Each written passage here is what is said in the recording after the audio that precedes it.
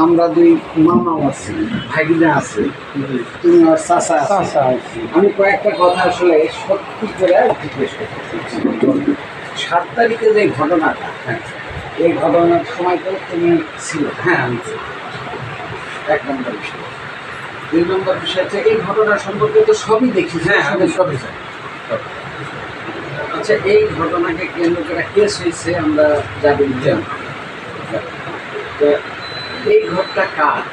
দেবতা আমার, তোমার নিজে? আমার না, স্কুলের ঘর। আমি ভাড়া দিয়ে আমি তোমার নামে? আমার না, আমার নাম। যাও তো, এত কেন? যাও যাও যাও। এই ফিরোজ, মামা ভাইগুলা চাচাই সবাই জায়গায় কথা বলছি, তোমরা এসো না। ঘরটা ফাঁকা। মামা কিছু বলতো না? না, আমার কিছু বলতো না। ফাঁকা ফিরোজ, ফাঁকা কত? গেটে লক করা।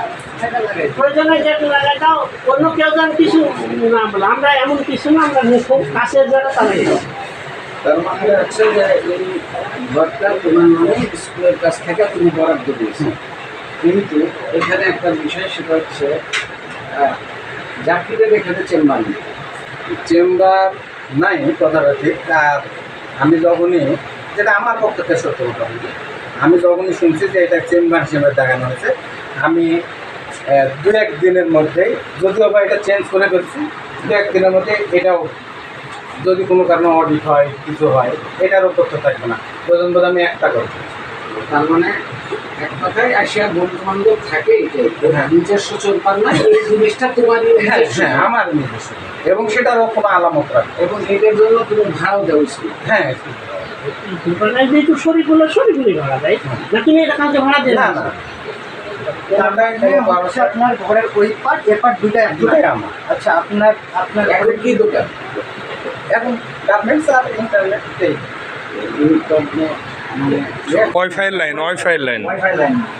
এটা ওয়াইফাই হিসেবে ব্যবহার হয়। ওয়াইফাই দিয়ে একটা অফিস। তোমরা কেউ কথা বলবে। এই যে ওয়াইফাই এটা কি আসলে টিভি চ্যানেলটাও এমনি মোবাইলে? আচ্ছা, ঠিক আছে, আমার এইটুকুই জানা। আরেকটা ব্যাপার, সেটা হচ্ছে আপনার ঘরে কি চাঁদাবাজি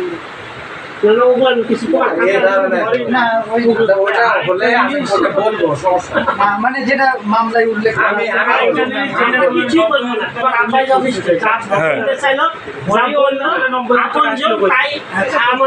ওটা তো বোঝা যাচ্ছে, ওটা তো বুঝতে পারা যাচ্ছে।